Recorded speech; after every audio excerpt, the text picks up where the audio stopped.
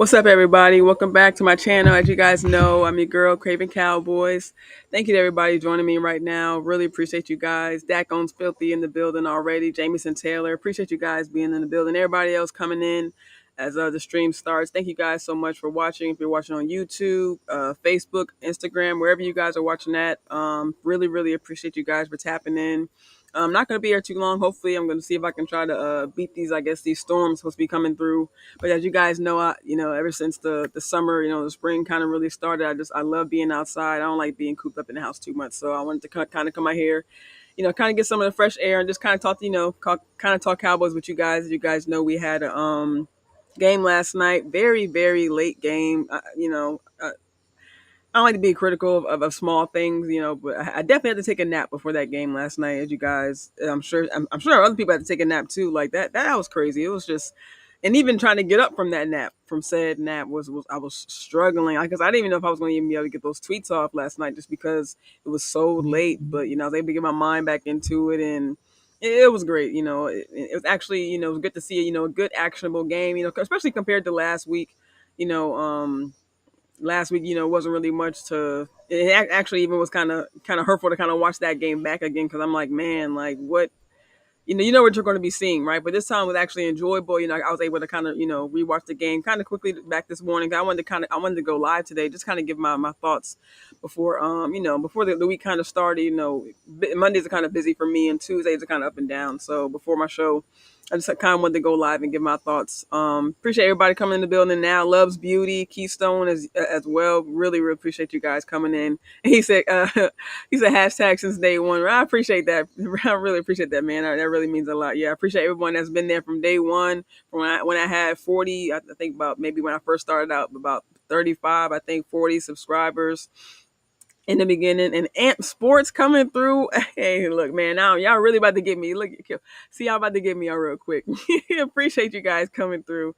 Like I said, everybody from day one, really appreciate you guys. Yeah, like I was saying, just this a game last night. Like I said, it was good seeing a good actionable game. Guys making plays. I tweeted out to shout out Miss Aisha Morrison. I tweeted to her, like you could just kind of feel the energy from the players through the screen, and not just the players. Like shout out to Cowboy Nation, coming out deep, in a preseason game, in a way preseason game, y'all. Like, and I haven't been to a home game yet. And I'm really hoping to be able to go to a home game this year. But I have been to a couple of away games last year. As you guys know, I went to the Niners game, and I went to the what was it the Carolina game, and there were actually a lot of Cowboys fans at the Carolina game last year. Definitely, I mean, I could definitely tell just due to the traffic. I didn't even get into me and my dad. I took my dad for his birthday. We didn't even get into like halftime. I'm like, yo, this is crazy. But a lot of Cowboys fans down there, and like I said, going to the Niners game. As you guys know, Cowboys fans gonna turn up there. So just the energy that we bring, just in general, as Cowboys fans, to an away game. So I just know Vegas was rocking last night. I just know he's rocking that place, and you could hear it like from the crowd hollering Deuce, because Deuce was going off early. You could just hear the crowd, cheering when if Trey Lance made a play, or kind of even late down in the stretch when we had the pick six. Shout out to Keeman Hall, had the pick six going back the other way for about I think 60, 65, 69 yards, something like that. So we got, like I said, just a great game. Just seeing our guys be able to turn up and actually be able, and that's if you guys seen the thumbnail, I just really want to give a shout out to this 2024 rookie class. These young guys are really showing up, and we've heard it just from the onset of the season. Everyone, from the vets to the coaches, talking about how these young guys are coming in with the work ethic, with the wisdom, with the IQ, and we constantly hear Zimmer talking about Marist and his his IQ on the field, but not just him. Other veterans, Tyler Smith was talking about, and even Terrence Steele as well, the old line, talking about Cooper Beebe and Tyler Guyton coming in, with their knowledge and their work ethic, just and in reverse as well. Cooper Beebe talking about the vets in the room who are willing to just give him advice and on things on what to do. So it's just good to see the camaraderie, and you just, like I say, you just kind of feel the energy from the young guys on the field making plays. We're seeing just the pass breakups continuing from camp. I think we saw, like I said, with the pick six with Keeman Hall, we saw another interception just to kind of add on to the preseason total, making it what is it now, 6, I believe, for the interceptions in the preseason. So it's great. And like I said, and speaking about more of the draft class, we've seen our second round pick, Marshawn Kneeland, just being a dog out there. I mean, let's just be honest. Like this guy is really showing early. Just I want to pull up a clip I seen on Twitter. Hey, what's up, Kelvin Hicks? Thank you so much for joining me. Appreciate seeing you, hun. Yeah, yeah, and yeah. Shout out to you and Boss last night. Amp, you guys were definitely killing it, and Coach Marv, of course, as usual, always bringing knowledge. But you guys definitely killing it. Just giving the real, just giving the honest opinions. And I saw the final word early this week, and I caught one of Boss's shows early this week as well, just talking about how just we got to give Trey Lance a chance. And I shout out to my girl Star, who I was able to catch her when she called in. Just them kind of talking about it's of course it's not about him and Dak, but if you put him up against Cooper Rush and just give him potential, and it's about seeing what he can put out, in the second preseason game and how much he can improve. And I'll even say for myself, just the opinion I had of Trey Lance, off the last game and going into this preseason game, I was like, yeah, we definitely got to see more. And my thoughts were far from having Trey Lance as being quarterback too at the last preseason game. And of course, it was just one game, but I'm just like, why should we give this dude a chance? What I'm saying? Just being real. But now I just seeing how much he improved. Shout out to Jess Navarro, who was on the show earlier this week, Star Chasers earlier this week. She said, you're really going to be able to tell, what kind of player he is by how much he improves for this game. So, and that was actually one of my questions to her. And if you guys watch the show, I kind of started out saying, hey, how has Trey Lance been in practice? Is he actually bringing that, what he felt in the game? Now he's kind of felt those game reps. He's kind of a little bit more, he was a little bit more comfortable in practice. That was some of the nuggets that kind of came out this week from some of the beat writers. And actually, shout out to the beat writers in the Dallas Cowboys community, Nick Harris, Patrick No.C. Walker, just writing beautiful articles from, talking about our rookies and, just giving, nuggets from practice, things like that. Because like I said, most of the questions I had for Ms. Navarez were pretty much answered by their articles. So shout out to them, just bringing great information, great articles, great insight to these players that we don't always get access to. You know what I'm saying? Yeah, Keystone says Kneeland was getting that Parsons treatment. Yeah, for real though, you saw that, right? Like, and he's also giving that Parsons treatment. Like he was constantly getting to the backfield. Like I said, let me bring up this Twitter clip. He was getting to the backfield. He's using those hands, just kind of powering through the tackle. And these are their starters, right? So just seeing him just really just getting that power up. Like I said, let me just share the screen right quick. I actually didn't see this last night. I actually just seen this today, scrolling through Twitter of this clip of, let me see. Yeah. Let me see. Okay. My Twitter page of, Kneeland just spending some time with, as you guys know, with, Coach Ellis. I was able to shout out to him for spending just a little bit of time with the up and coming content creator on the sideline. I was able to kind of do an interview with him, talking about what he can teach this defensive edge room, and he's talking about bringing more than football to this room, teaching them things about life, teaching them how to be professional in this game. It's another level of football play, as we all know. So just seeing that, like I said, if you guys can, hit play for you guys real quick. Let me know if you guys can see this. Let me know. I don't know if there's any sound to this, but I think there might be some sound. Let me know if you guys can hear it and see it. And you guys can just see the relationship like that they've built just through camp. I mean, you guys heard, my previous video, if you guys watched that Girls Talk, Boys Talk episode, Kneeland spoke about, spending his off day with Kneeland, looking over, Greg Ellis spoke about spending time with him, looking over film to prepare for the joint practice against the Rams. So you just kind of see the relationship that they just started to build, and seeing them spend time before the game, him kind of coaching him up how to use his hands and things like that. I think these guys are really, really close. And Ellis has even said himself that he kind of sees a little bit of himself in Ellis. So I mean, a little bit of himself in Kneeland, excuse me. So it's just, you just kind of see the camaraderie that they kind of built between player and coach. And of course, I'm sure he's giving him pointers of, things that he's doing well and things that he needs to improve upon. And it's great to just see like I said, just the relationship that they built. And this is Greg Ellis's first year as a coach here. And he's being an assistant to Coach Scanina, if I'm saying it right, I hope. And it's just, like I said, just seeing him just being able to build a relationship with, like I said, incoming rookie second round pick.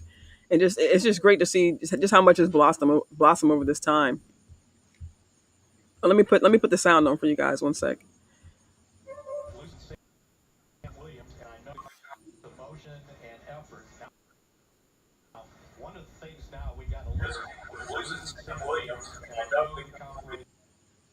You guys can just see how he's kind of coaching him up, how to use his hands.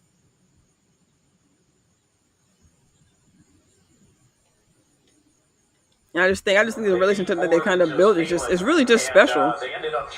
Like, look how he's using telling when I use his hands, hand placement, go inside, make sure you strike inside. And you can just even, see them kind of laughing and joking at the same time. So like he's coaching them, but you can just see how just important how they are to each other already. And this is a preseason game, y'all. So imagine once they get, deep in the season, Kneeland gets a couple games underneath. Oh, let me put some background music on first of all. Shout out to Star, always reminding me of that. I always forget for whatever reason. Let me get this music going right quick. Shout out to everybody joining in. Appreciate you guys watching. If you guys watching on Facebook, shout out to y'all. Shout out to Instagram as well. I got going. Shout out to everybody joining in. Appreciate y'all.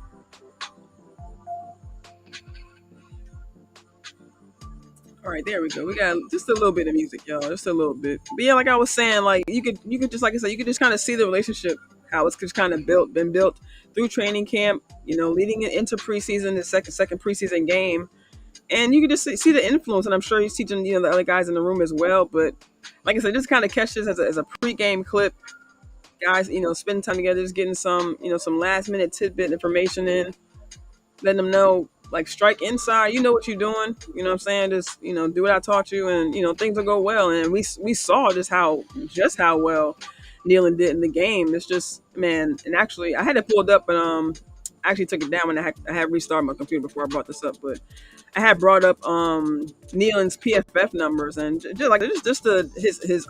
his run defense, I believe, is I think 71.5 according to PFF, of course. Overall defense, I believe, is 70%. Let me bring it up for you guys just so I can be accurate. I don't want to be sharing the wrong information. Let me see. Stop sharing. And this one, I'm bringing this up. If you guys are in the chat, just let me know if you're joining in. Give me a thumbs up in the chat. So far, I know we haven't gone that deep into the show, but just throw out some names. Some guys you guys had your eye on last night. Who surprised you, or maybe who could have done better in you guys' eyes as well. Well, I'll bring this up for you all. And also as well, if you guys haven't yet, hit the like button, hit the share button. Just remind you guys, hit the subscribe button as well if you're not subscribed. Hit the cash up as well. Shout out to everybody who's been donating. Shout out to JV Bad Boy who donated to my cash up the last couple of days. Really appreciate you. Shout out to you. Shout out to Stephen Carroll as well, who made a donation. Yeah, so let me share one more time.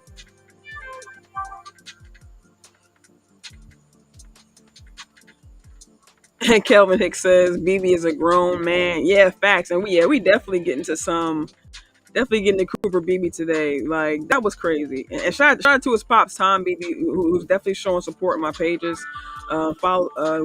Subscribe to me on YouTube. Follows me on Twitter as well.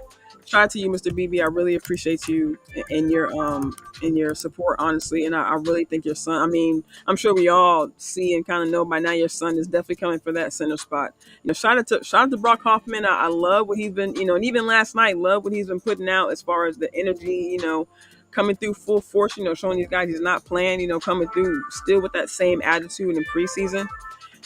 But I think we just have to be honest. Like, the way Beebe played, in these past couple games, and just the attitude he's come through with as well. It's just, I mean, you can't deny just how much, and he's had to improve. He's had to earn it through training camp, and shout out to my girl Star, who's been on it from the beginning. Like, she's been on these guys' necks. Like, hey, like, of course he has to improve. He has to become natural. But look, like, you guys can see for yourself, he has a couple off snaps every now and then, but, like, man, this kid is doing it. You know what I'm saying? Like, you can't deny his talent. Shout out to Stephen Carroll in the building. That we're just talking about you. He says Julius Woods is going to be good and not getting talked about enough. Facts.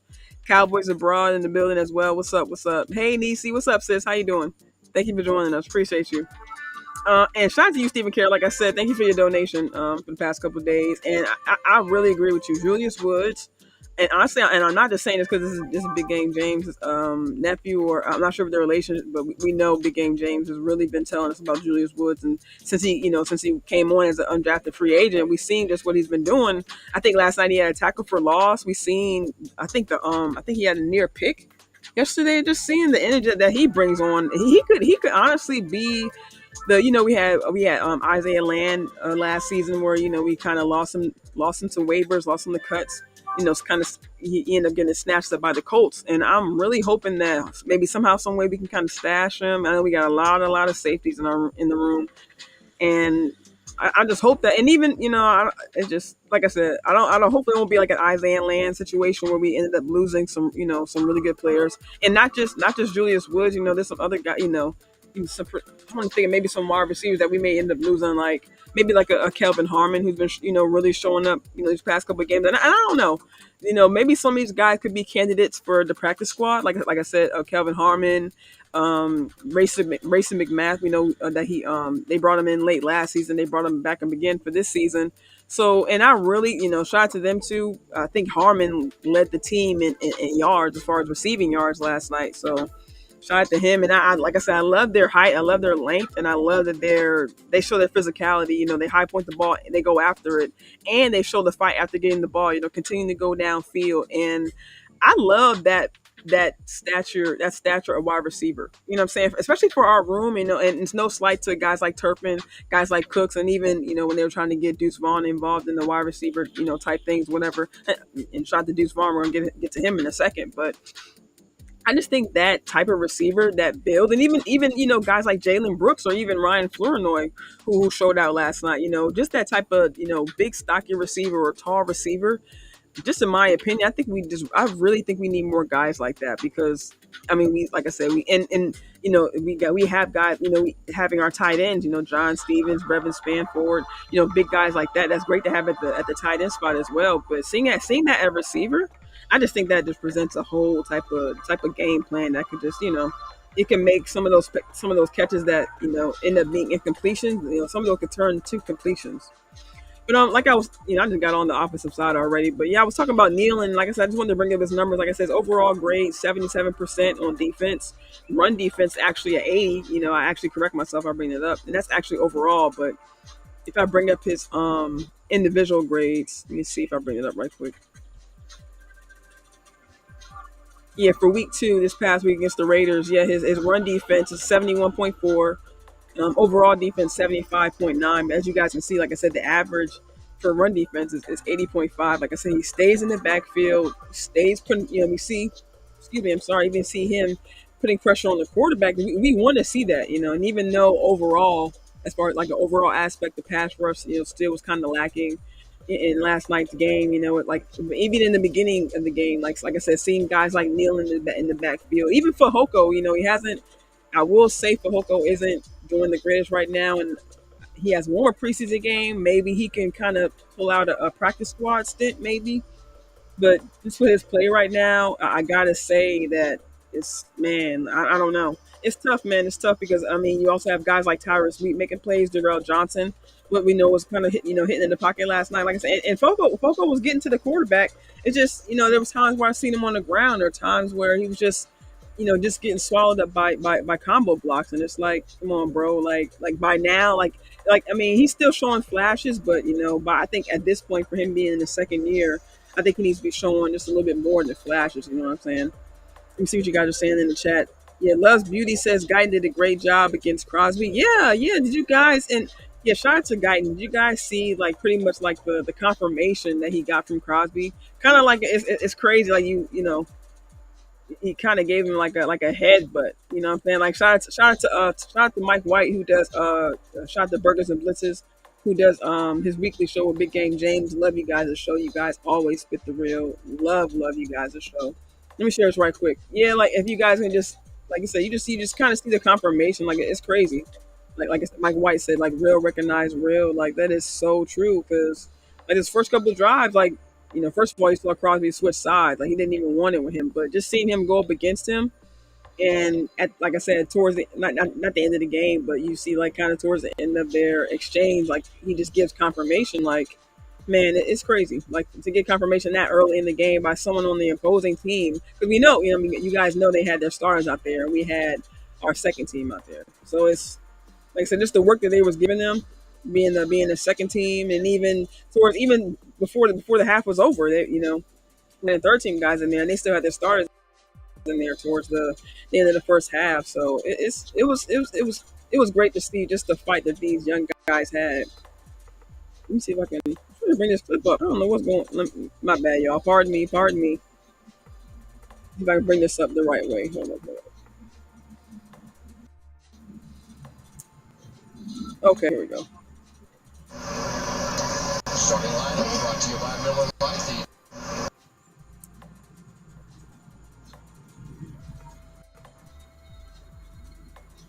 All right, yeah. So you guys see this? Like I said, this is a confirmation he gives. Hey, NFC in the building. What's up, fam? Good to see you. Thank you for joining us. Yeah, Cowboys abroad says McMath made some tough catches. Yeah, and not, I don't think it was. I think it was last game back to back where he dropped it. But yeah, he made some big catches down the stretch and definitely showed. And that's something I tweeted out earlier. I think during camp when I was out there, or maybe before I went out to camp. If you guys see my tweet, I tweeted out that that was going to be a connection we had to keep an eye out for in preseason. Racing McMath and Trey Lance, and sure enough, now it's starting to kind of come together. And you guys seen the connection. I thought they would have got guys like Racing McMath, guys like Tyron Billy Johnson. I thought they would have got him a little bit more, kind of involved a little bit earlier on in the game. But I understand. Understand they had Jalen Tober out there early as well. He dressed out for this game, which is kind of odd to me. But I kind of understand. Kind of get him. I guess kind of looking back at it in hindsight. I guess it did kind of make sense to not have him dressed out. If you just wanted him to kind of get ramped up for the season, because he's going to be wide receiver 3, but you don't want him to play too many games to get himself kind of to open himself to injury unnecessarily, right? But at the same time, I could see him being in there for a couple of drives, this game and even next game being in for the first couple of drives, just to kind of get him ramped up and just kind of get him used to the feel of the game, because we definitely want him to still prove something. Like I said, I was one of the fans who was surprised to not see him play in the past preseason game, but I'm definitely happy to see him dress out. And also, actually, speaking of that, yeah, I'm happy to see other guys like they kept, Rico. Shout out to Rico. I think he earned the right to sit out. I'm glad that they, I'm sure it has to also kind of do with his injury history as well. But I'm happy to see him sit out. And we saw, the burst that he had in the last game last week. So I think he earned the spot. And I think it's good that they, kind of made him, not made him feel away, but like I said, I feel like he earned it. I was out there training camp. I don't know if I released it yet, but. I did like an interview with Rico, not an interview, but like I called him over to the side where me and landlord were over there. He was talking about how he could, going out for running back 2, and I kind of shouted him out like, hey man, I think you can go out for the running back 1 position, because and that's something else. Something else I wanted to see, and let me know what you guys think in the chat about this, because I seen this on. Shout out to Double Move. I think his YouTube name is Double Move. He does awesome videos, awesome edits, and also just a great content creator just in general.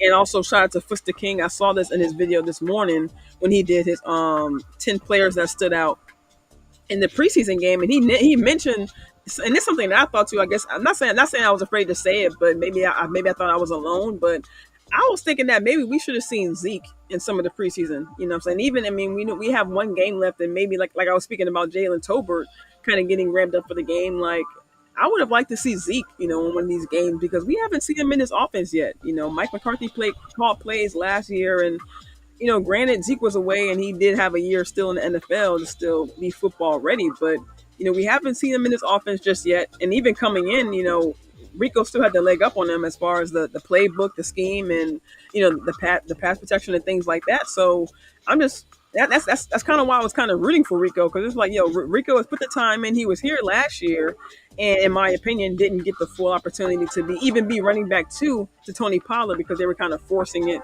to Tony Pollard more than they really had to. So I was kind of on the Rico train. Like, I understand his injury history, but I just, for this year, just in my opinion, I just wanted just a little bit more of a, I guess a little bit more of a fight, how they're talking about how Malik Davis is going to get more of a, a chance. Maybe, maybe they're trying to give him a chance at running back 3, but I would just like to see like to see Zeke in some of these preseason games, because I feel like, you've been gone a year, what have you earned being gone a year? And maybe they're trying to make it up to him, because, they are the ones that kind of let Zeke walk and didn't, I guess maybe they're trying to make him feel better in that respect. But I really just think that Zeke should be playing these preseason games. But I understand they're going to have him being, one of the starting running backs, whether he's going to be one or two or however they decide to use these running backs. I just think that I think I just like I said, I think Zeke should have been out there. You see, Richard Royster, good to see you. I think it's the first time I'm seeing you in here. Yeah, yeah, like he said, smash the like button. Yeah, definitely smash the like button. Keystone says the Raiders are going through running back by committee too because they have no number one either. Yeah, and you can see it, and that's actually something else I want to talk about the run game because it just I think we're kind of seeing just a mix of what we're actually going to see during the season.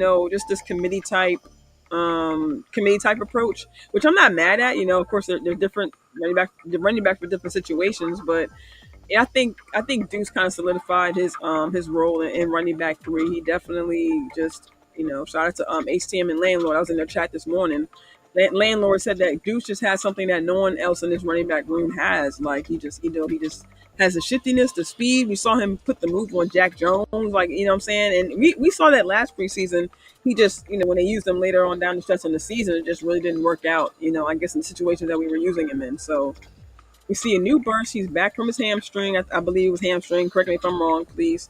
But he's back from his injury and kind of putting two players together, him and Ryan Flournoy. I'm surprised to see just how well both these players are doing coming back. And granted they weren't down for major injuries. Thank God, not knock on wood. But I'm just saying that being out of practice, being out for a little bit, not being, kind of missing out. I think Flournoy was back for the Rams joint practice, but I think Deuce was out for the first Rams joint practice, and he was out for the first preseason game. So just seeing him kind of come back with some fire, Deuce Vaughn, seeing him kind of come back with some fire and some, some jukes, some spin moves, things like that. Like I like that he came back and just kind of like, hey man, I'm still here. Like I said, like and shout out to my girl Star, who's also been putting on the front, like not putting on the front, putting on a campaign saying like, hey man, like look, like don't count these guys out. Don't count out Cooper Beebe just because he's been having some off snaps. Don't count out Deuce Vaughn just because he's been out with injury or he hasn't they haven't been using him correctly, right? And even I spoke to earlier like early in the offseason say like even they're trying to use him in the respect as far as in wide receiver snaps. I just don't think that you're trying to find dual roles for some of these guys, but sometimes you don't have to make it that complicated. You brought this guy, you brought dude in, Deuce in as a running back. You know what I'm saying? You just have to put him in space, put him in the right situations, and maybe the O line did have something to do with it. We've seen Beebe out there, we've seen Guyton out there, putting these guys on the ground, and even although. And that's another thing I changed my stance on Malik Davis. I know I told a lot of you guys not to sleep on Malik Davis, and I'm still kind of saying that. But even he ran a little bit better last night. But I was still kind of I'm still kind of I'm not gonna lie. I kind of changed my mind and kind of now I'm liking Deuce a little bit more. I'm liking even Royce Freeman a little bit more. He kind of ran with some power. What I'm saying? We seen just him moving bodies out there, moving piles. It's just good to see something. Just honestly, just in my opinion, it's good to see something different. It's good to see other running backs in the room. Not saying I'm glad that they have 8 bodies, but I'm glad that we were able to see different. Although a lot of these running backs do a lot of similar things, it was good to see newer faces in the room. If you kind of follow me, good to see a Royce Freeman or even a Soup Connor coming in the second half, and he was even kind of getting a little bit of run, and we saw him kind of flying everywhere, trying to make plays and things like that. So just seeing a different dynamic, and even I tweeted last night about Nathaniel Pete. Like I don't know if we really just haven't seen him a lot, but I really hope that he can be a practice squad stash because. He had burst. He has even just a little bit of a little bit of speed. Look, we saw a little bit of twitchiness out there. Even I think he played the last preseason game, but I think maybe he only had maybe a couple reps, a couple carries. I think so. I just and like I said, just from what I've seen, even just a little bit I've seen from Nathaniel Pete because I haven't seen much of his tape from before the Cowboys actually acquired him. I really hope that we can kind of stash him somehow, some way, and maybe even going into next year. Not trying to get too far ahead, but if we could have maybe like Deuce and Pete here for next year, and then going out and getting a thumper, maybe in free agency or something like that. That could be instead of having to go through a whole running back by committee. We would have our 2 solid running backs in our room that we can keep, and they're both young that we can keep for years to come. and then also have a thumper, a guy in free agency, maybe who's still maybe young in age, depending on what the running backs look like next year as far as free agency. But we could just kind of have like a solid running back room, and then bring in a third guy who can kind of shore up, and just kind of as like insurance. You know what I'm saying? Oh snap! Speaking of, like I'm over here running my mouth. Speaking of, what's up, landlord? Hey, good to see you. I was just talking about you and being in y'all chat earlier today, talking about the running back room and how the offensive line could be the difference maker. I mean, like I said, I was telling I mean, you were there. I was telling people at training camp not to sleep on Malik Davis, and we saw last game, I think it was 8 carries for 18 yards. And I was like, come on, that's not impressive at all. Like, you can't be doing that. But come on, see the dog want to come out. Come on now. Trying to cut off my show. But yeah, like I was talking about with Malik Davis, like he kind of got some run last night, but I was, like I said, I was a little bit more impressed with Royce Freeman, a little bit more impressed with Deuce Vaughn. Of course, we saw the shiftiness. So, like I said, yeah, shout out to landlord coming through the bill. Like I said, I was talking about being in y'all chat earlier. Let me see what you guys talk about. Still debatable on who could be on the committee. Yeah, I definitely agree with you, Cowboys abroad, because and even if they do go out and get another running back, I'm cool with that too. I know in my opinion, I think these roster cuts are going to be difficult, but kind of at the same time, like I think when they start figuring out what guys they want to use in particular positions, I think it's going to be more of like a cutting the fat, kind of trimming the fat type thing. You'll be able to, trim, 3 to 4, guys out of the running back race. If you guys are kind of following me, you'll be able to trim, maybe 2 to 3 guys in a wide receiver room, and then you'll be able to make room for other guys that you can, that you want to bring in, or make room for free agency, or make room for guys that you may want to bring in after roster cuts. You know what I mean? Yeah, Loves Beauty says we need to see a little bit more of Deuce. Yeah, I definitely agree.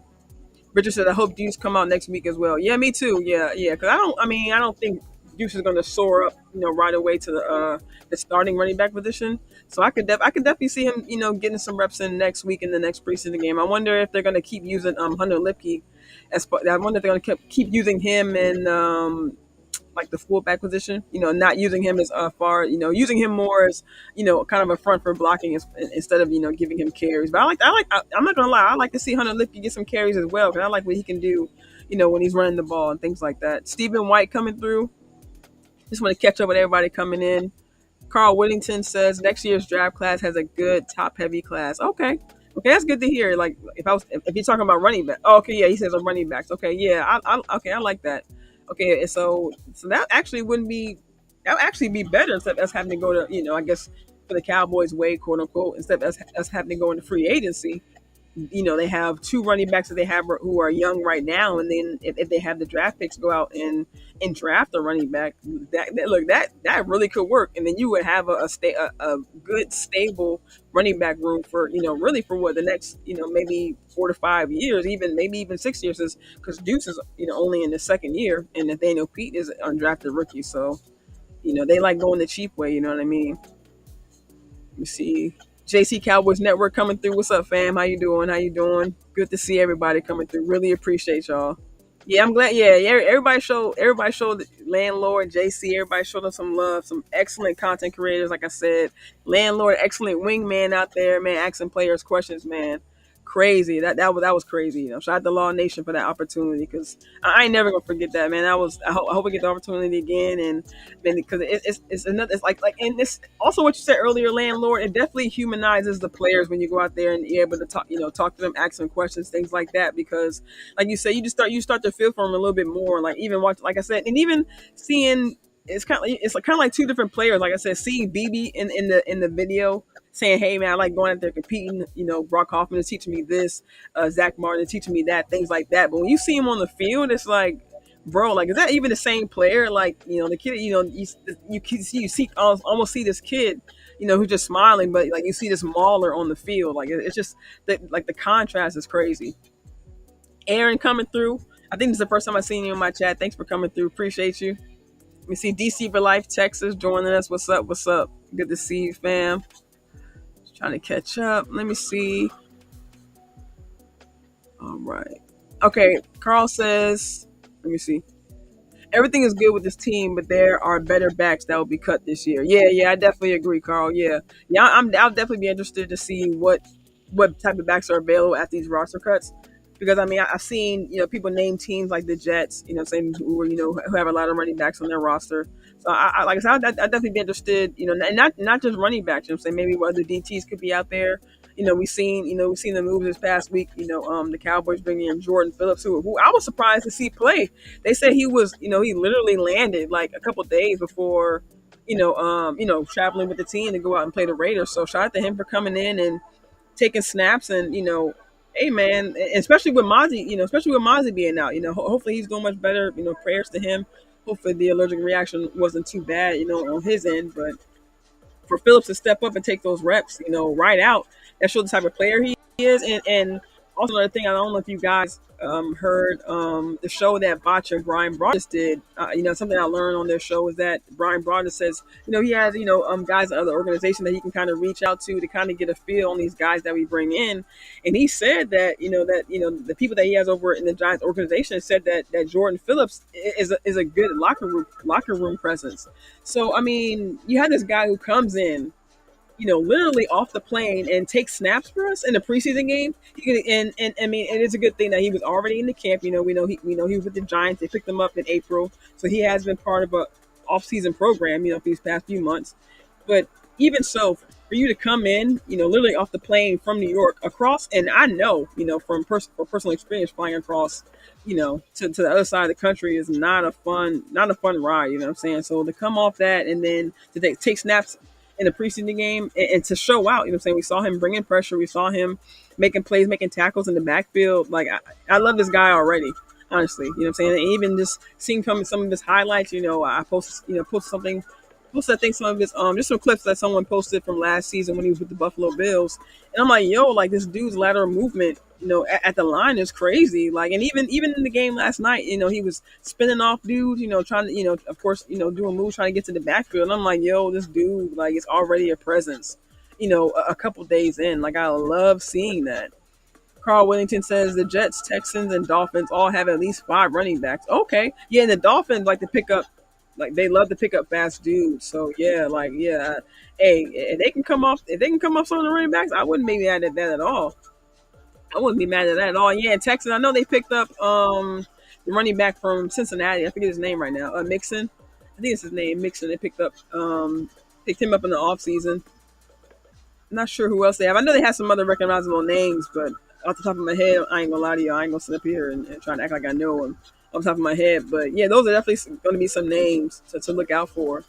Yeah, I gotta watch. Yeah, I gotta watch the All 22 again. I was able to rewatch the broadcast again earlier today just to kind of refresh my memory. Because like I said, that game was late as hell, but it was good. Like I said, it was good to see those guys. And really, like I said, all these young guys just kind of get some run and really just show a lot of energy in this game. Let me see if I can. I'm gonna bring up this other.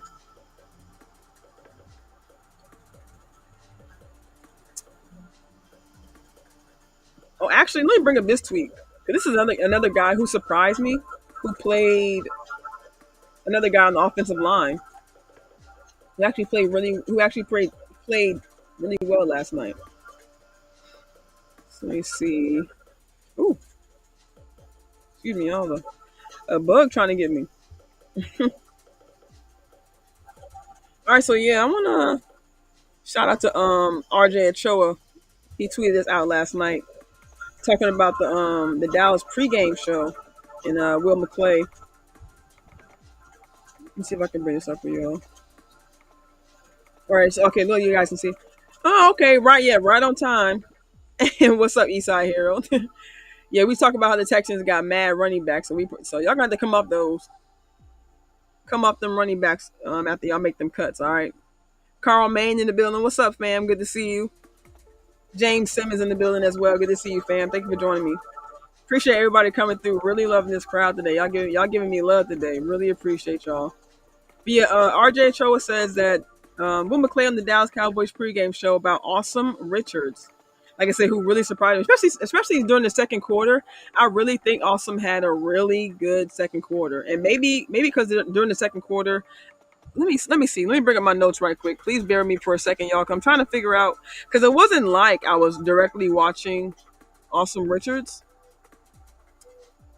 Okay, yeah, you know what? I was watching the 76-yard drive that the Cowboys had before halftime.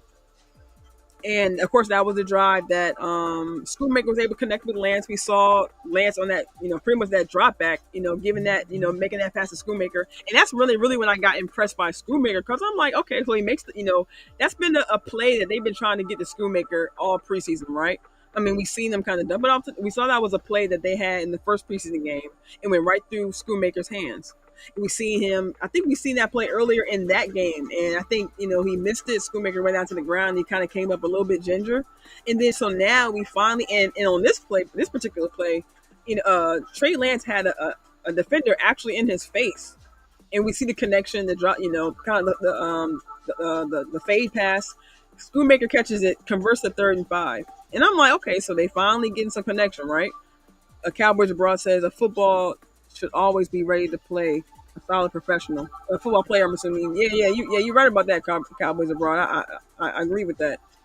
And I think Awesome Richards definitely came to play. And like I said, I was watching that drive closely, so I think it was I was kind of watching the run game. Royce was running pretty strong as well, but so I guess kind of watching Royce and just how he was kind of getting his lanes and just how well they were moving down the field. Awesome Richards was really showing out. And I was like, hey, this dude is really playing well. We know he played at guard last night. I'm not sure if he got any tackle reps. If he did, please correct me if I'm wrong. I don't know if he got any tackle reps last night, but I know for sure he got guard reps. And this is what Will McClay was saying about Awesome Richards in the pregame show. He says, been very impressed with him through camp, the ability to play guard, and he's really a tackle. And when you see him out at left tackle, he's got left tackle feet, but he's also strong enough to play inside. Very excited about his progress from last year to this year. And I retweeted that last night, and I said, that was promising because we didn't really hear Awesome Richards' name a lot last season, and even coming out of camp, I went to camp last year, and even as the season went on, I think Awesome got some snaps in the preseason, and I think Awesome Richard got some snaps. I think in the Braves game. My bad. I saw Jameson Taylor's comments about his Braves winning 3-1. Congrats, man. Because my dad's team is actually the Braves too. So congrats to the Braves.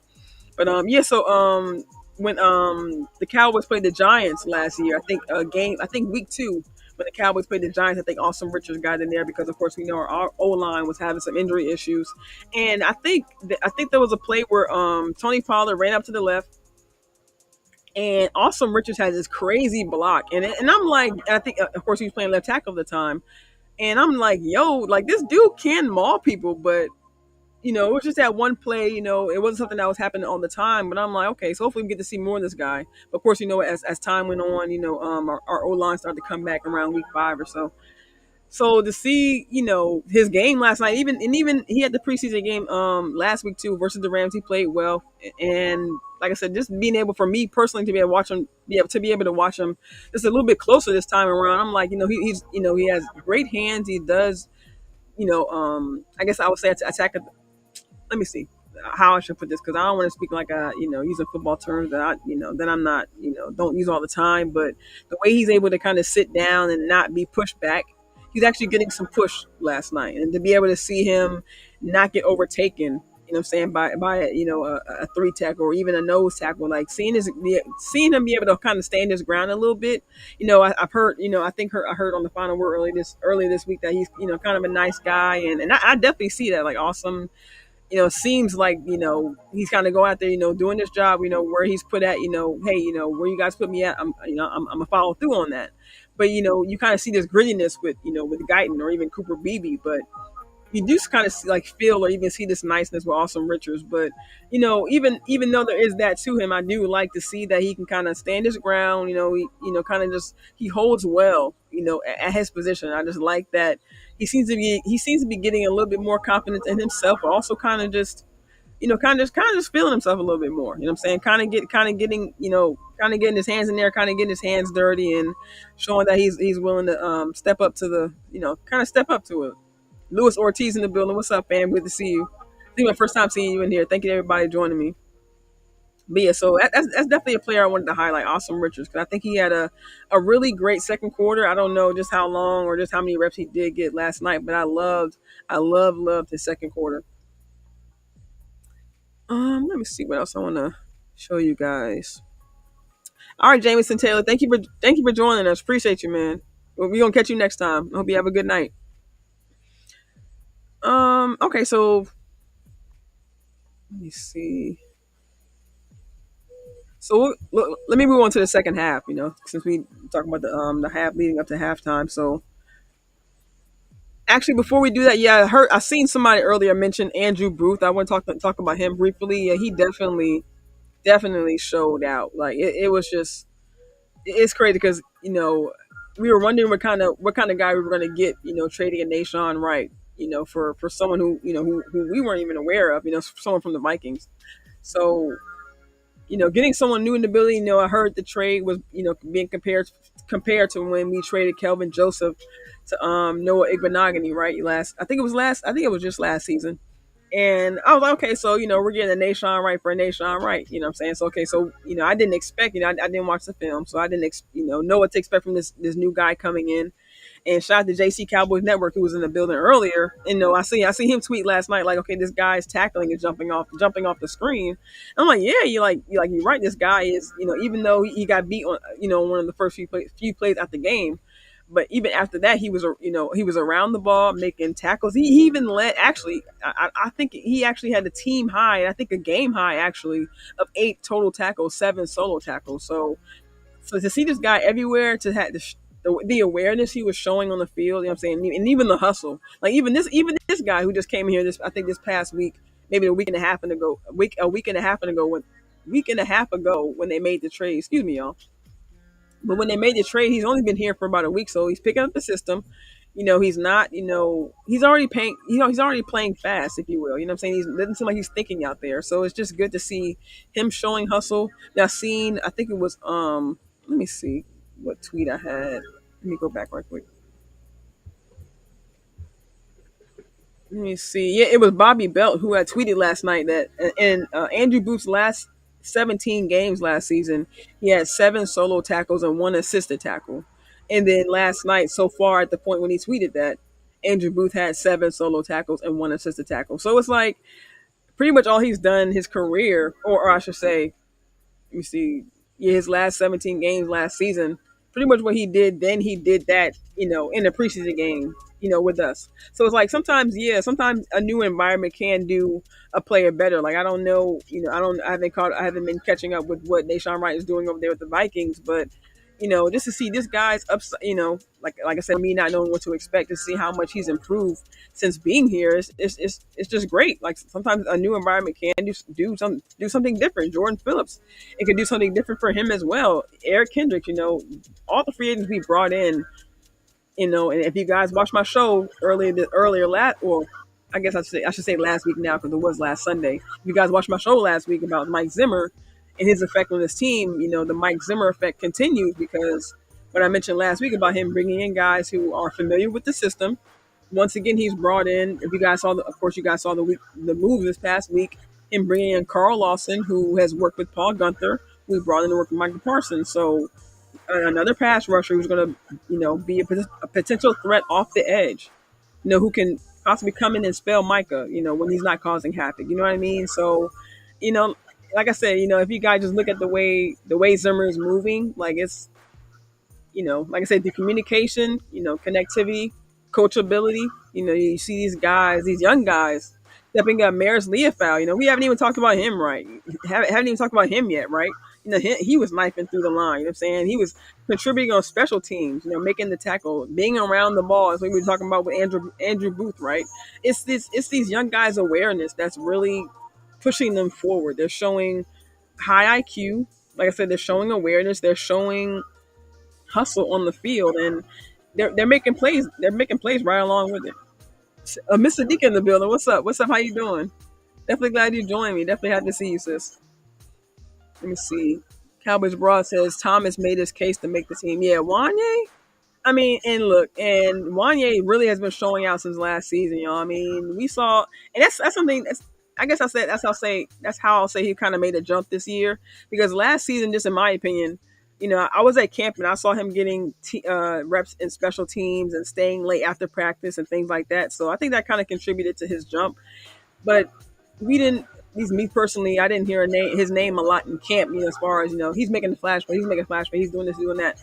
But as soon as preseason hit, as soon as the regular season hit, he was making plays on special teams. He was contributing. You know what I mean? So to see him now this year making plays in camp, making plays in preseason, again, you know what I mean? Pass breakups, coming down to the line. You know what I'm saying? And not saying we know Gardner Minshew isn't, a top tier quarterback. I mean, right now he's battling for a quarterback job, but we know Gardner Minshew can make things happen when he wants to make things happen. And because I salute to Gardner Minshew. I think I tweeted that last year. Like one thing Gardner Minshew was going to do was keep a job. You feel me? So, and for him to be, and even to this day, I mean, I think he played on the Colts last season. We know he's played with the Jags.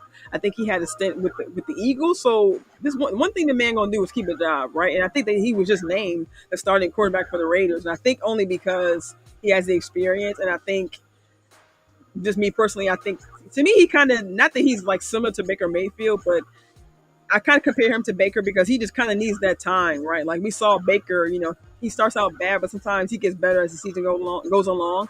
So I just kind of, in my opinion, like I said, just strictly me, I kind of see that in Gardner Minshew. Like he does, cowboy things. I mean, and not Dallas Cowboys things, but he's kind of like a cowboy on the field. He kind of does wild things. He kind of just throws the ball sometimes, but sometimes it works and sometimes it doesn't.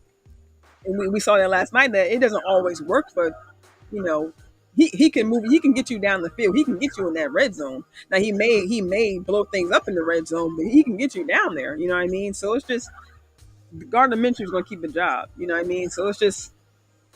Oh, what's up? Toxic Splendor Poppy in the building. What's up? What's up, fam? JBB boy joined us as well. Good to see you, fam. I appreciate you.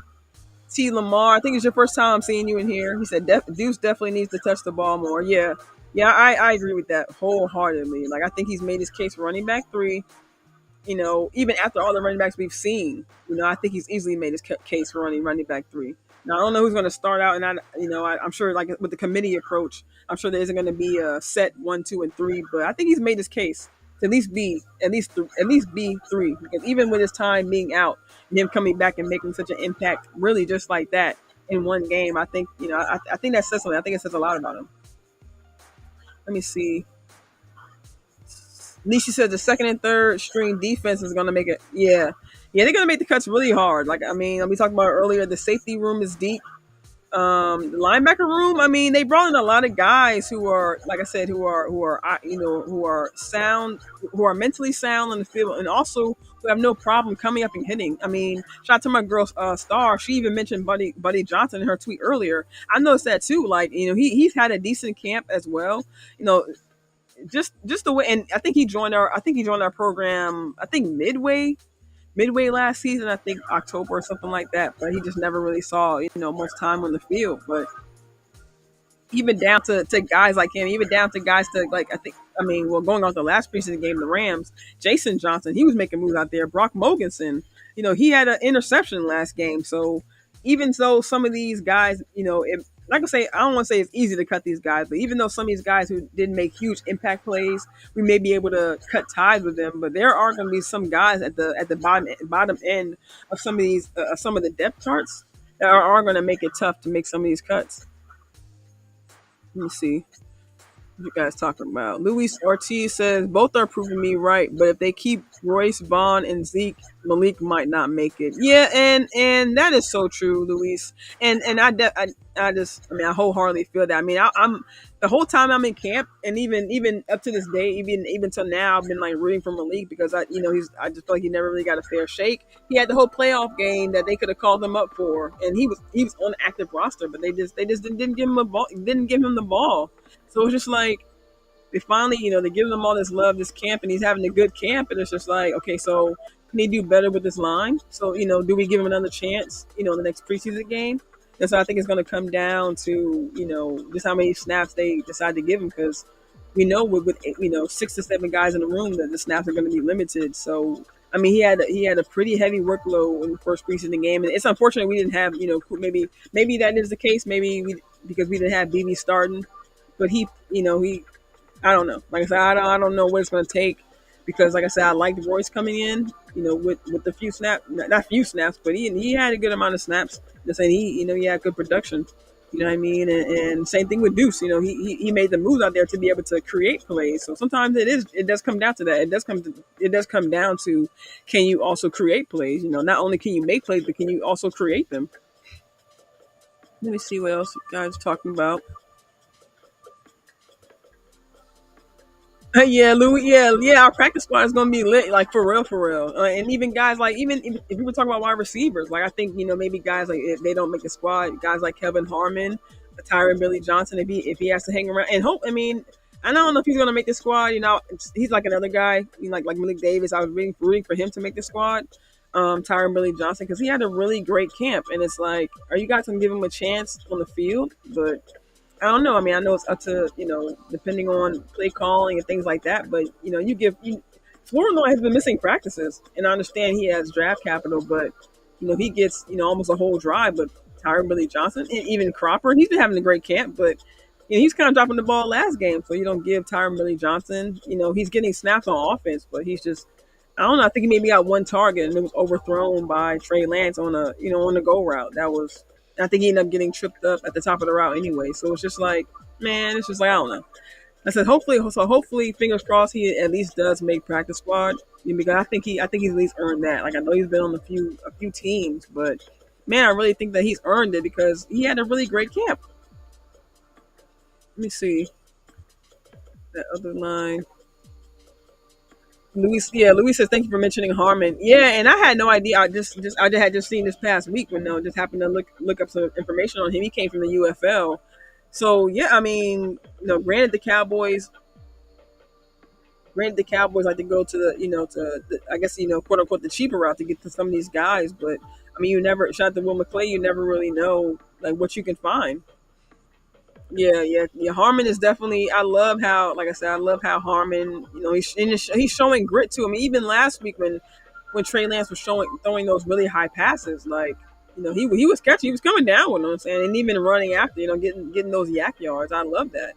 I'm saying we need that, and even that's kind of what I'm looking for. And this isn't a knock on Tolbert, but I love that Dak trusts him and he can be at the right place at the right time. But that's one thing. I guess maybe that'll be like the next step.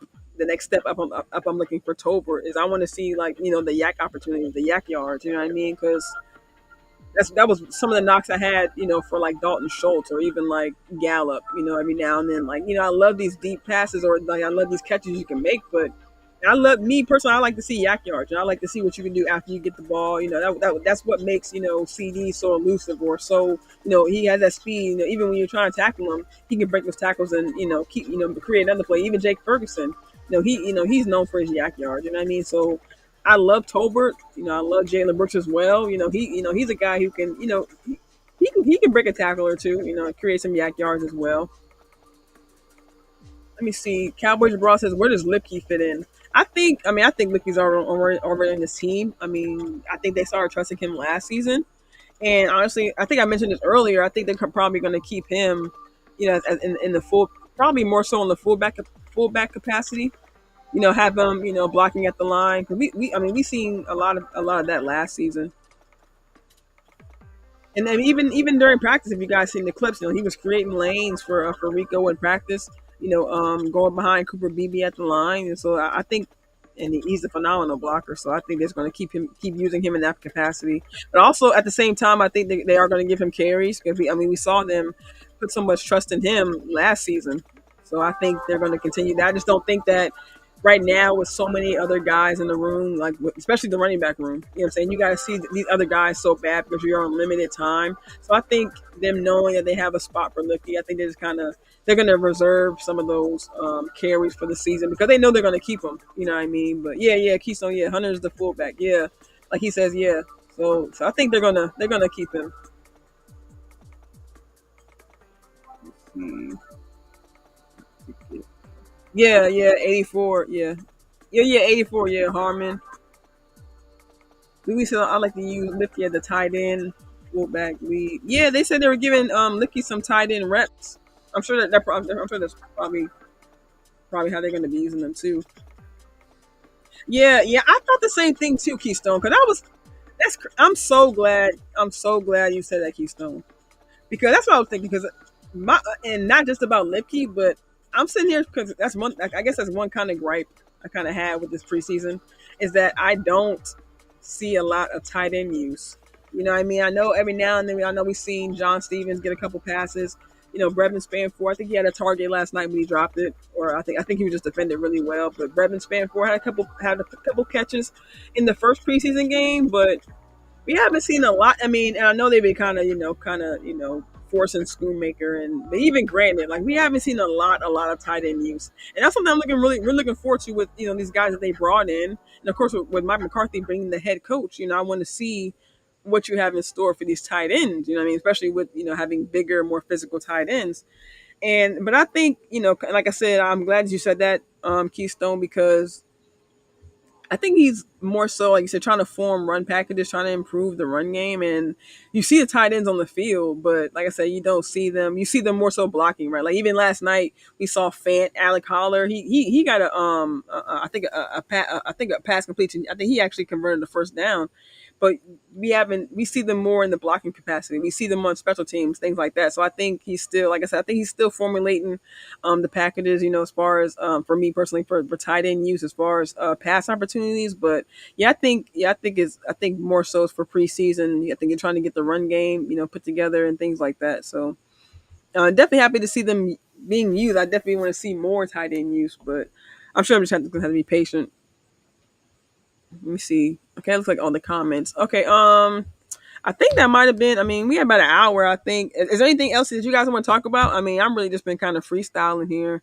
Honestly, I mean, it ain't started raining yet. So if y'all want to, talk a little bit more or whatever you guys want to talk about, I'm really just chilling out here, honestly. So, maybe just throw some things in the chat. I'm gonna go through my notes right quick to see if I have anything else that I haven't covered just yet. And then, if you guys don't have anything, if I don't have anything, then yeah, we'll definitely get out of here. Let's see. Louis says, I was hoping we'd see Deuce swing pass. I like the floor noise sweep. I think they were trying it out before they get that to Turpin. The Deuce swing pass. I'd like the floor noise sweep.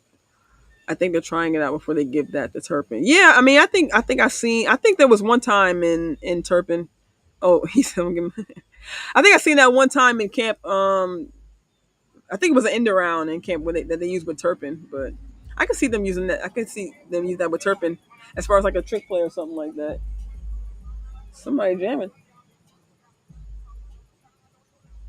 Don't give me copyright, YouTube. Somebody driving by.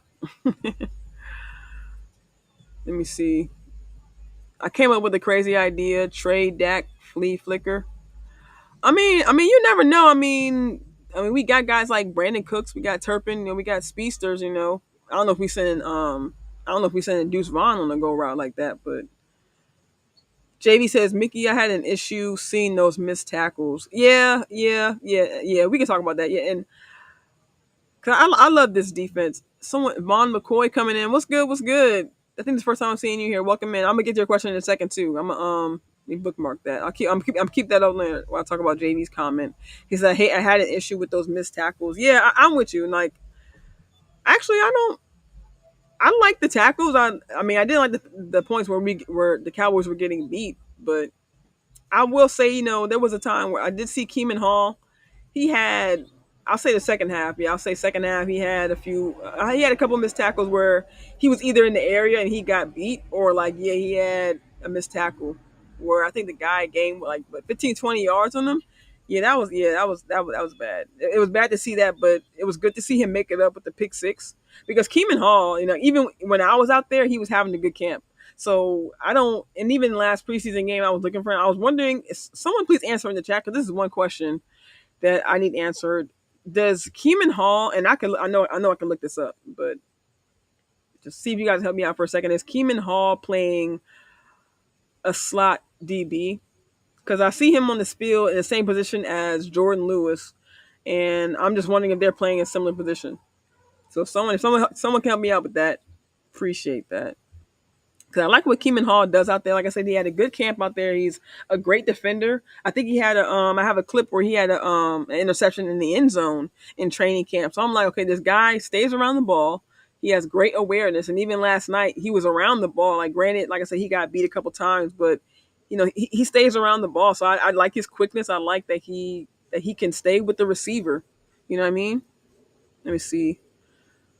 Mom McCoy says, "How good do you think our new left tackle will be?" Oh, when I clicked on your comment, Rick, I thought it said DT, but yeah, we can talk about both actually. Left tackle, yeah, I love Guyton because I'll be honest, I was one of the people who were not down on the pick because I like what I was hearing about him, but like I said, I hadn't seen a lot of what he had done, but he had missed a few tackles. Like when I was out there at camp, I think he was only at maybe one practice that I was at. So, we know that he was out sick for those couple of days. I guess they said he had pneumonia or something like that. So, me being on the camp, not being able to see him, I think was able to see him walk by a couple times towards the end of camp. But I was like, man, I don't remember seeing him out there. So I'm like, I didn't actually get to see him practice like fully, like for my own self. So I was like, okay, let me see what this guy looks like, as camp goes on, and the preseason things like that. And he's definitely changed my mind. Like, there was a whole talk of him switching sides and him not, Chuma, getting the first team reps. I'm like, he's not getting a lot of reps with the first team. He's missing practice because he's out sick. So it's just like, okay, so let's see what he can pick up, when he does come back. And it's like he's picked it up like he was never gone. Shout out to Cowboys fan talk Rome, like he says back like he never left. Like it was like he never left. Like Guyton is out there just dominating. Like, and what I love the most is that, excuse my language, but he's talking shit while doing it. Like he's like, look, like I'm here, I'm the new left tackle. I'm gonna put you in the dirt. You know what I'm saying? I'm gonna knock you down. Like shout out to Jay Tuck with the clip he had from the end zone when Trey got the I'm sorry, I'm drawing the blank. When Trey Lance got the run in touchdown, and we saw Guyton, talking to the Raiders fans like, yeah, this our touchdown, hyping it up, and I'm just like, yo, like this rookie is coming, and even in the Rams during practice, he was talking stuff with the other guys. So it's just like, man, like this kid is ready. Like I mean, we see just the attitude, just the hype, and you love seeing that. Like it's. And not saying like none of these guys are shy, nothing like that, but these guys are rookies. They're coming in.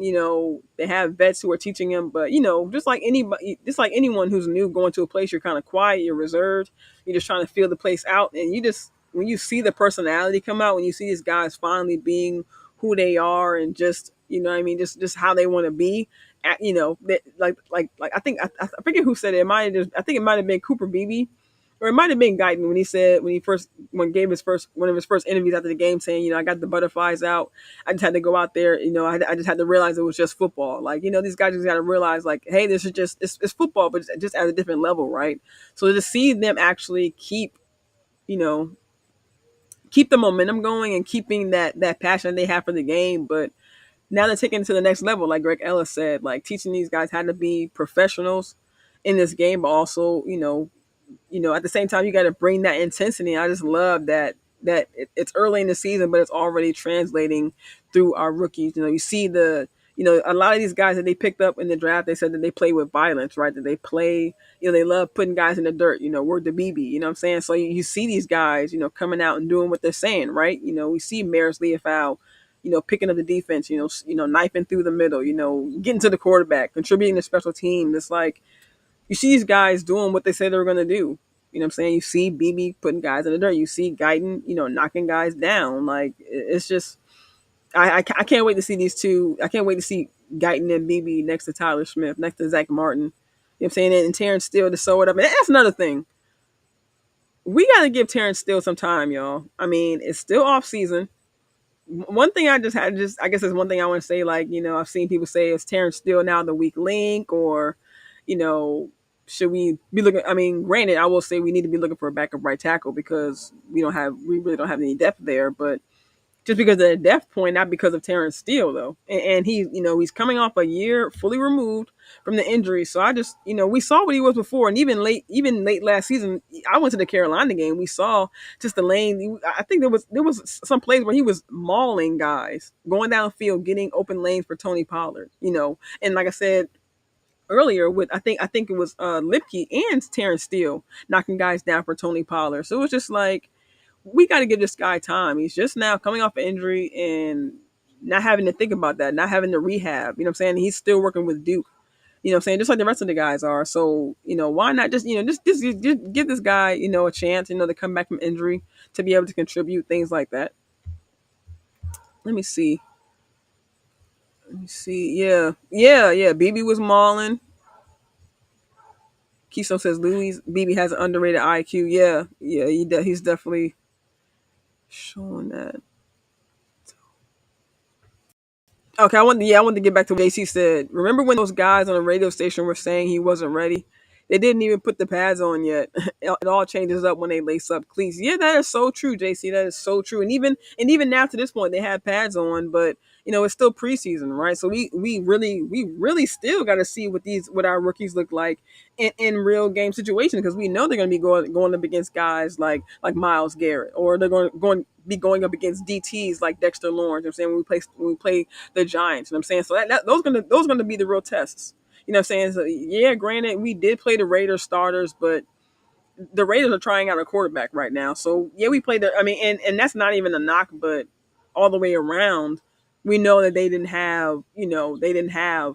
Let's see, they didn't have a Lamar Jackson on the other side. When we faced the Ravens, later in the season, they didn't have. I'm trying to think of maybe some big time quarterbacks who could be a little bit more elusive, who could be a little bit more smarter with the ball. You know what I'm saying? Because we saw Gardner Minshew just kind of throw up, some of those balls, and even the young rookie Aaron O'Connell. You know what I'm saying?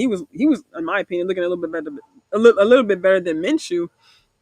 But it's just some of the decision making he was making, right? So yeah, you could say the starters were out there for the Raiders, but at the same time, what I'm saying, they weren't facing, great quarterbacks. They weren't facing. I don't know if he played the Bengals, but they weren't facing, a Joe Burrow. They weren't facing a Mahomes, nothing like that. So I still want to see these guys in real time game situations. You know what I'm saying, when we do face these big teams coming up in the real season. JB says, yeah, it's such a pleasant sight seeing all that brutality from our rookies. Yeah, I definitely agree with you. Like I was saying, like when I'll be watching interviews like with Beebe, and these guys are, at first they're kind of quiet and reserved, coming into the star. It's like, man, these are the guys that we seeing maul these guys on the field. It's wild. Let me see. JB B-Boy says, Mickey, those guys speaking on Steel are the same guys who have patience and grace for Trey Lance, but call Mozzie Smith the bust. Yeah, yeah. I mean, that's so true. And all around, we got to give all these guys time to come in, and even Trey Lance. We got to give him time too, right? I had to tell myself, to be patient with Trey Lance, because he has been in the league, 3-4 years. But it is. It's different when you actually play in the game. And I can't fully speak to that because, of course, I'm a woman. I have never played football, nothing like that, so I don't know the full speed and the mental and physical capacity it takes to play it. But I know that it's different. Learning, and that's kind of one thing I think about. With, just for example, like a quarterback like Jordan Love, like. Not saying he hasn't earned anything, but he started his first few years sitting behind Aaron Rodgers. So now you have him playing 1 year, and he goes to the playoffs. They're a 7 seed team. Of course, they beat the Cowboys, but then they lose the next round, and it's like, so now the quarterback gets a crazy contract because he's next in line. I'm saying he should be paid, but it's like, what did he really prove in 1 year? Vice what these other quarterbacks have proved. Like, and granted, Justin Herbert isn't, someone that I'm standing behind bigging up, but he's been in the league. He's put his time in. For me, it's about putting the time in. I'm saying, not saying you don't put your time in on the bench, but I just trying to figure out how after 1 year you could, can be getting a contract like that. We've only really put in one true playing year. You know what I mean? But I understand that's the order, and when your name is up next, you're up next. But it's just like, it's the experience. It's the time you put in. So for guys like, or for a guy, because I don't know if that's too many guys in that situation. But for a guy like Trey Lance, who hasn't put that much time in, it's different when you're actually on the field. You have those game reps. You have the feel of the game, and you can take that back to practice and see what it is, see what the difference actually is by playing your own teammates and then playing, you know, first or second and third squad guys in preseason, and then taking that to the next level. If he does get to an NFL team, starting, and then taking that to that level. So there, I mean, as you guys have always heard, through like there's levels to this. Like it's literally levels. So I'm saying we have to, and I had to tell myself that it's levels to this. You know what I'm saying? So yeah, granted, he's been in the league for 3-4 years on the bench. You should be learning this. You should be learning that, but you can't truly learn football unless you put those 17 games in. You know what I'm saying? Unless you put the time in that it takes to earn those 4 or 5 year contracts. You know what I mean? Let me see. Yeah, Keystone says, I'm glad the trenches are battle tested. Yeah, and they're getting tested early. I mean, they're getting tested earlier against our guys like Micah Parsons, D Law, even Osa. I mean, shout out to Landlord who came through earlier talking about when we gave that when we talked to Brock Hoffman for that a little bit. He's saying that Osa was giving him trouble in camp, and we saw it for ourselves. Like it's just guys that they got to go against in camp who are different, and then you get to the preseason, these guys see what it's like.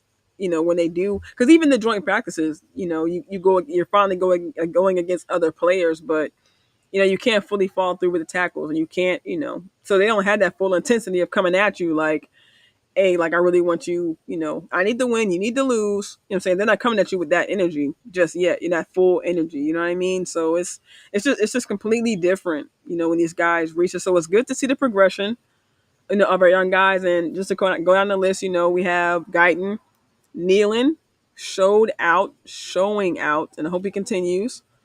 Maris Leafau, Cooper Beebe, definitely showing that they're following through on what they said. Cooper Beebe, when he first came in, said he was going to stay in the playbook, get mentored by these other guys in the room, the O line.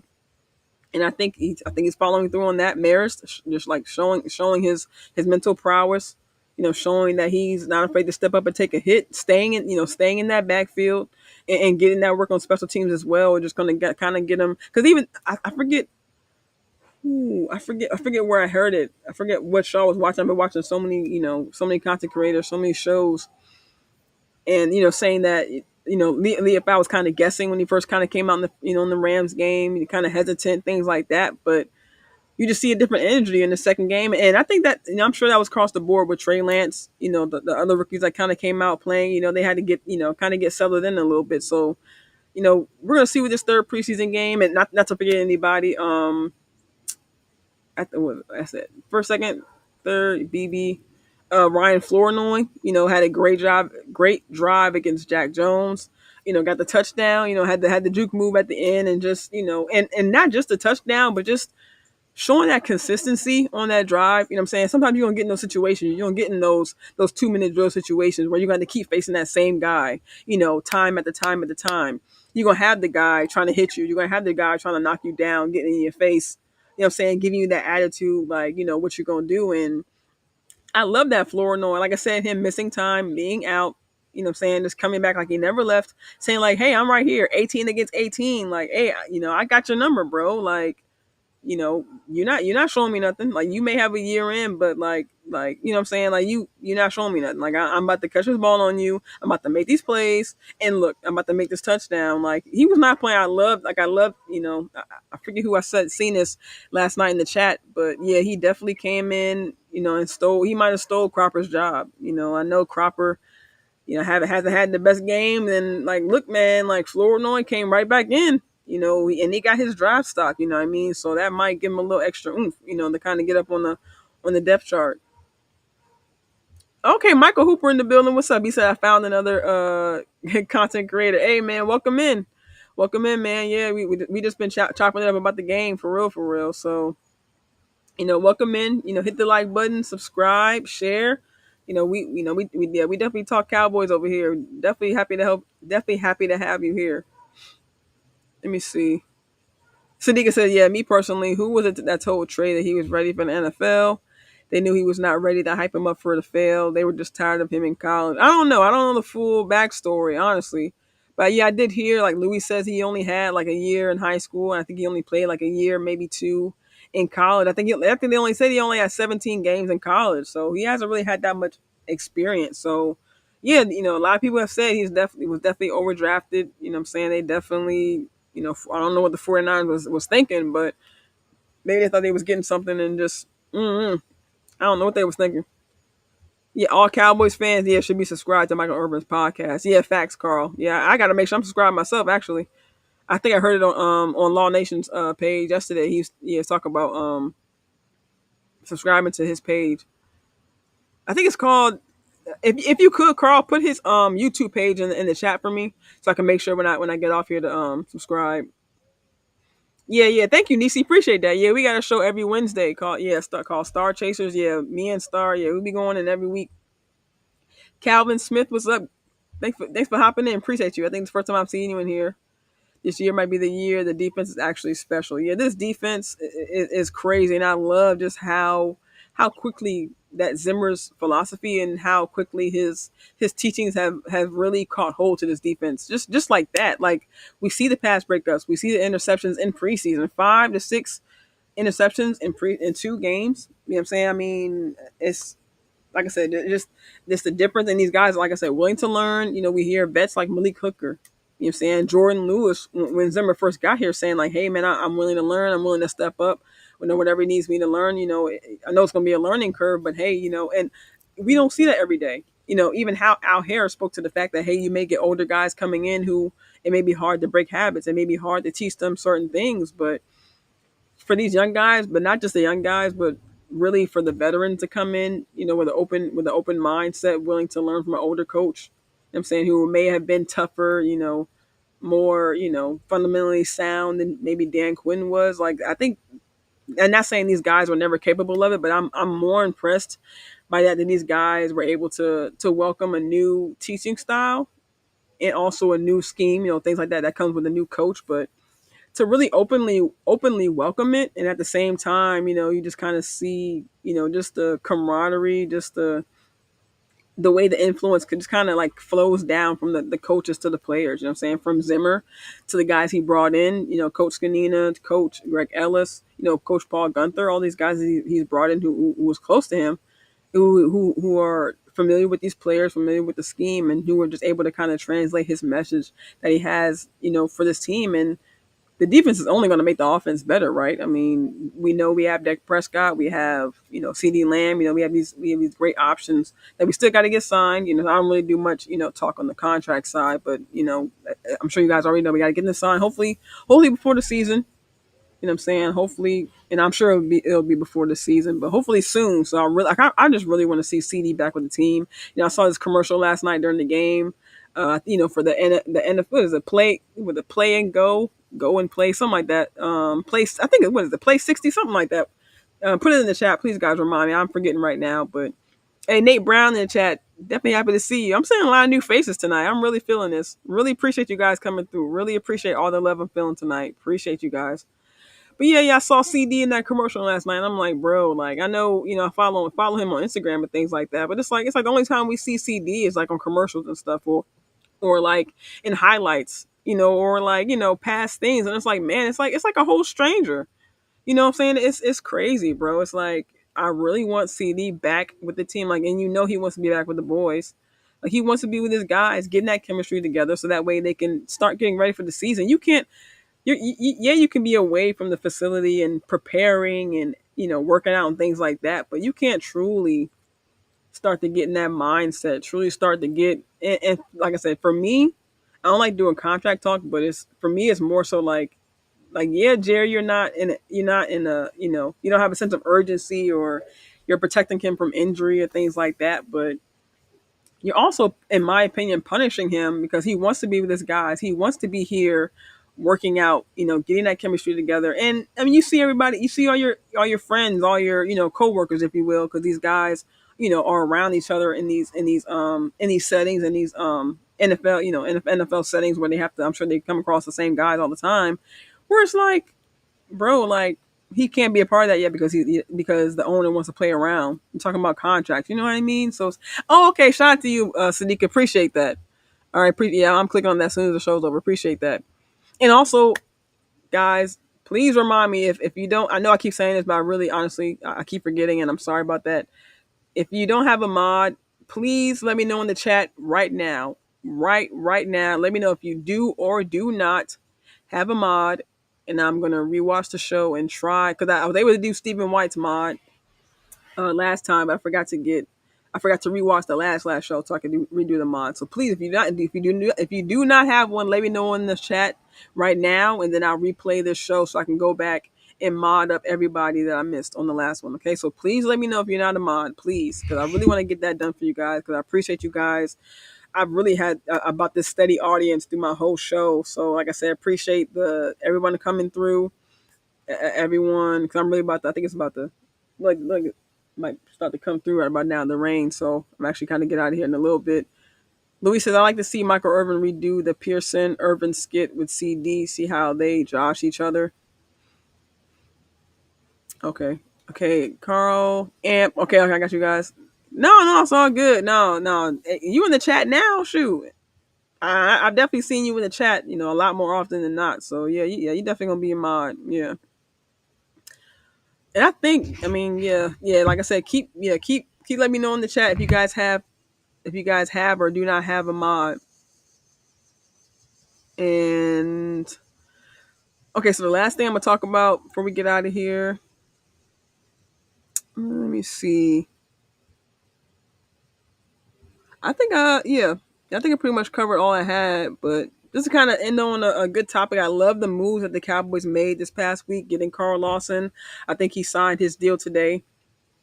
Like I said, and also Jordan Phillips as well. I'm happy that he came and took snaps with the team in preseason, and very very happy with just, like I said, just the movement that the Cowboys have made.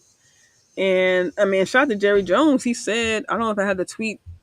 I don't have it pulled up in my favorites right now, but he actually said that they actually weren't done. I'm saying making moves with the defensive line. So I mean, who knows what that means? You know what I mean? If they're going to go out and get someone else, go out and get another veteran DT before camp is up. I would just love to see.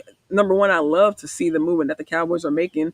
I think it's partly because of Zim. He's coming in, letting them know what he needs, and I mean they're going out and getting these guys, and like I said, not just guys who have to come in and be coming who have to be trained up and ramped up, but guys who are familiar with Zimmer, familiar with maybe his coaches, and guys who are familiar with the system, so they don't have to spend too much time trying to get things going in the flow. So I love what I'm seeing with this team. I love that. Sadika, dang, I ain't even got you as a mod. Okay, I know I'm tripping. Yeah, I'm definitely gotta go ahead to watch. Yeah, have to watch this junk back and get y'all some mods. I'm slipping. Nisi says watching Hard Knocks made me mad. They signed their top wide receiver, and Jerry's sitting around waiting for the leaves to fall. Yeah, I mean, we know how the Cowboys move. Like I said, we understand. Like you said, you're trying to keep him from injury and things like that. But it's like, hey, that's not keeping you from signing them. But they said. I mean, the latest thing I think I heard is that they're talking about the per year number, the APY, I guess. So I don't worry about the numbers and things like that. Look, I just want them signed so we can get our guys in the building, and we can get it going. Louis said they're talking about involve Joseph by week 2, maybe. Discussions are in. I mean, I wouldn't mind that. I definitely gotta look up his history. I'm not familiar with his history, but I have heard his name. I have heard his name a few times as far as free agents who are still available. To say he's a little bit on the older side, but he doesn't have to be the main guy. You know what I'm saying? If he can come in and make an impact. Because I mean, the guys that they have picked up, I mean, even guys like Nick Vigil, Darius Harris, they I think they played in the preseason game last night too as well. So I think he played later in the second half. I'm not sure how much of an impact they made, but I think I seen them on special teams, getting some work in. So it's just a matter about having the bodies in there for competition. You know what I mean? And then at the end of the day, they're gonna make the cuts, and hopefully it'll be what can suit the Cowboys. 'Cause I think at this point they're still trying to find their identity, who they really who they really want to be.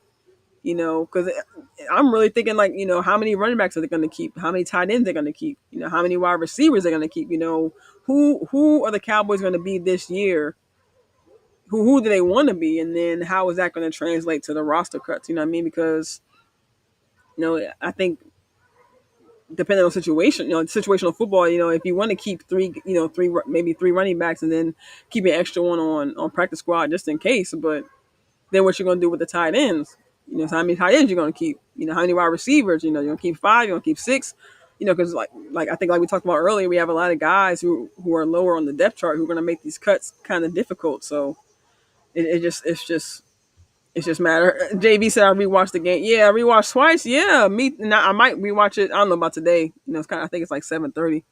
Yeah, it's about 7:30 here. But yeah, I probably rewatch the game again tomorrow just to kind of get, and probably the second half because I ain't gonna lie, like it was after midnight, in the second half of the game, so it was hard to like try to hammer out every detail or like every player who was doing what. So I definitely got to rewatch that like in full capacity. But yeah, I love the first half. Like I said, love the second half, and I really was proud of our offensive line and as a whole and how they're moving. And I hope we're progressing. Hopefully, of course, barring injury, knock on wood, I hope that we're able to figure out our. I mean, we know who our starting five is, but hopefully be able to have our starting five at the start of the season and be able to keep rolling forward. I know we kind of taking a hit as far as tackle wise, but yeah, like Louis says, yeah, we have no real depth. Yeah, you took the words out of my mouth before. I was literally thinking that, and I looked down and saw your comment, and it's like, bro, like it's kind of like the opposite. Like last year, not the complete opposite, but because I know we had Tyron Smith and things like that, but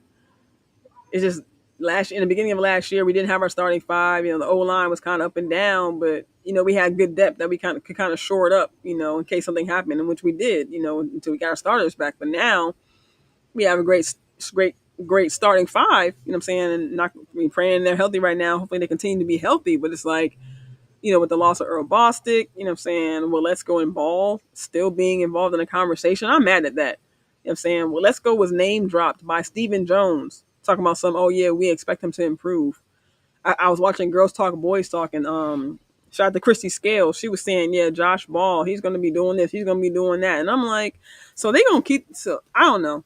I tweeted this. I'm like, I have a bad feeling. I feel like they're going to keep these guys around. And I know I understand the whole, this is what we have. We got to work with what we have. But I don't know. These two guys scare me. Well, Let's Go scares me. Josh Ball, I haven't been able to watch him closely, but I'm nervous about Let's Go because, he had the penalty, I think, on the first drive. So it's, I don't know. And hands to the face, like how you getting hands to the face on offense? You know what I mean? I thought somebody on defense, but I don't like that. So let me see what y'all.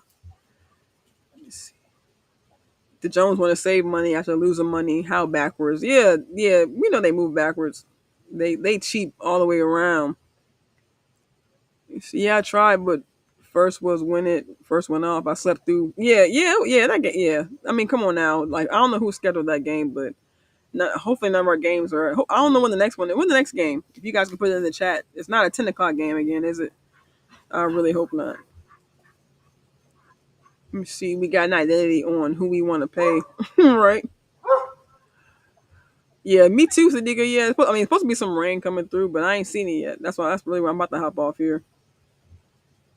Louis said, "I hope Let's Go can stay healthy." Yeah, I don't know. Them two shoulders, I don't know. I never heard of a guy having two shoulder injuries at once, so I can't imagine how it is. But yeah, Mr. Digga, that's my dog. Yeah, running back and forth. I'm gonna see if you guys. Let me see if I can. Let me see. That's him running by. I don't know if you guys see him. He's going crazy out there in the yard. That's definitely him barking though. Yeah, that's what I said when I had that thunder, Miss Niecy. Niecy. When I had that thunder, I am not playing. Look, there you go. Y'all see him? Yeah, that's my dog, Dow. I named him Dallas too. Come here. What's up, old? Y'all say hi to my dog. Oh, okay, you want to walk away now? Well, y'all see him. But all right, y'all. No, he a little dog compared to like a regular size. His like growth is stunted, but He like a medium size. Louis says me neither, but all I can think is he was getting low enough for average. I'm not sure you're talking about Luis. Tore his. Oh, we talking about. Well, let's go. Yeah, man. I don't know, man. Yeah, that injury is crazy. Yeah, I don't know. He said, "Hey, pumpers." All right, y'all. Well, yeah, he's definitely not. Yeah, his bark ain't little either. But yeah, we gonna get out of here, y'all. I appreciate everybody coming through. Like for real. Like this has been like one of the most steady crowds I've had like in a long time. And y'all ain't tell me I had the music off. See y'all.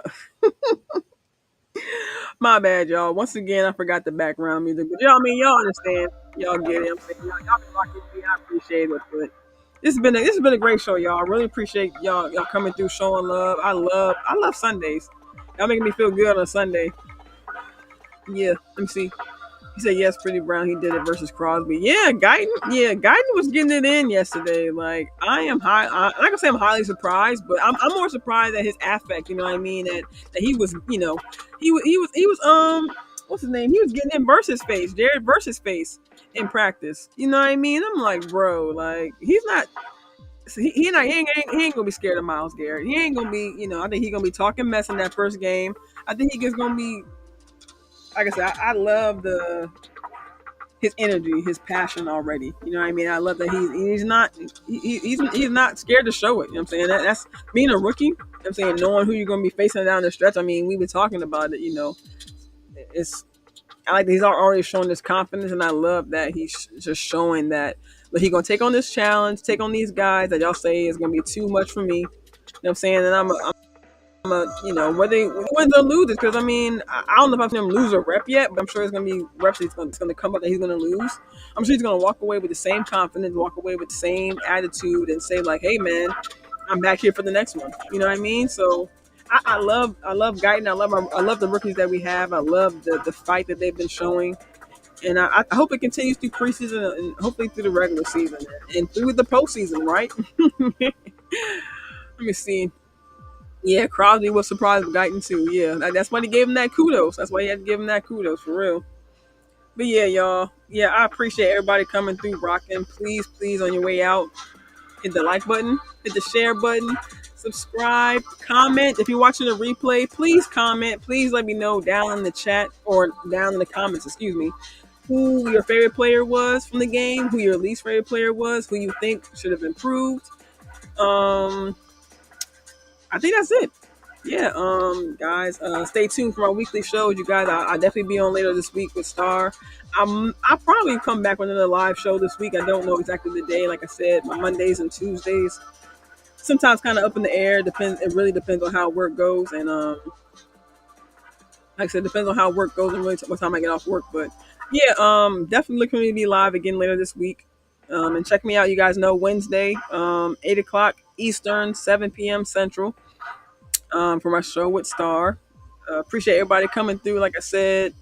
And also, if you watch on the replay, if you're not a mod on my channel, hit me in the comments. Let me know if I need to make you a mod. Please let me know. Definitely going to be watching this video again so I can do these mods. Need to do my homework, y'all. Keep me on my stuff, y'all. Keep me on my stuff.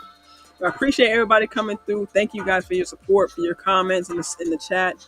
I'll catch you guys next time. See y'all.